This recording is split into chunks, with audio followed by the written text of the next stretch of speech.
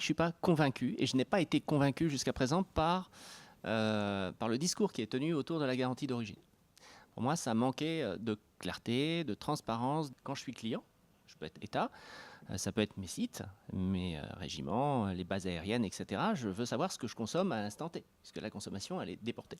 Et là, l'aspect traçabilité revêt un sens avec les nouvelles technologies qui ont été évoquées, notamment les technologies blockchain. Il n'y a pas que celle-ci, mais qui donnent un peu plus de sens aux consommateurs.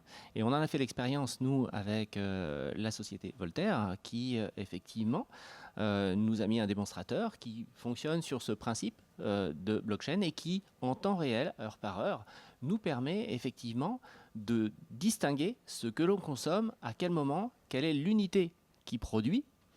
Quand elle ne produit pas, effectivement, on voit bien sur le graphique que c'est en offre de marché. En tout cas, pour leur propre parc, ce qui est très intéressant dans le système blockchain, parce qu'il est sécurisé, comme on peut le laisser sous-entendre cette terminologie, avec, en fin de compte, une matrice publique, c'est que c'est ce que l'on consomme, ce que nous dit la société, que l'on consomme en mégawattheure à l'instant T, n'est pas partagé.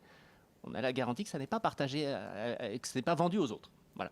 Donc ça, c'est vraiment une approche intéressante et on parle vraiment de traçabilité là parce que à un instant T, et c'est ça qui donne du sens, à un instant T, le consommateur sait que potentiellement, effectivement, ce qui est injecté sur le réseau vient d'une centrale qui est associée à la production, à la consommation. Et ça, c'est vraiment intéressant.